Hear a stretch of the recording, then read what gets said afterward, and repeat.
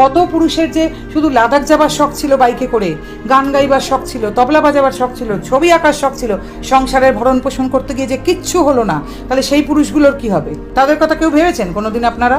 তাদের ক্ষেত্রে তো বলেন না যে এত এত পুরুষ, এত এত শখ সারা জীবন বিসর্জন দিয়ে গলা টিপে মেরে আজকে সেখানে এসে দাঁড়ালেন। তবে তাদের কথা তো কখনো আলোচনাতে শুনি না। ফেসবুক খুললেই মেয়েদের না পাওয়ার গল্প, মেয়েদের বঞ্চনার গল্প, আমার হলো না, আমার এখানে বিয়ে না হলে আমি সুচিত্রা সেন হতাম, লতা মঙ্গেশকর নিদেন পক্ষে রানু মণ্ডল হতাম, আশাপূর্ণা দেবী হতাম, এই হতাম তাই হতাম। তা কই, কত পুরুষেরও তো হয়তো অনেক কিছু হওয়া হতো, অ্যাটলিস্ট জাকির হোসেন না হলেও অন্য কিছু হওয়া হতো, রশিদ খানজি না হলেও হয়তো ছোটোখাটো একটা কিছু হতে পারতেন, হয়তো ছবি আঁকায় পৌঁছতেন, হয়তো ট্রেক করে বেড়াতেন, হয়তো বাইক নিয়ে দূরে দূরে কোথাও যেতেন। তা কিছুই তো হলো না ওনাদের সংসারের চাপে, চাল ডাল আর আলু জোগানোর খরচায় ছেলেমেয়ের পড়াশোনা জোগানোর চেষ্টায়। তা সেই কথা তো কাউকে বলতে শুনি না। আর কত তোল্লাই দেবো আমরা মেয়েদেরকে?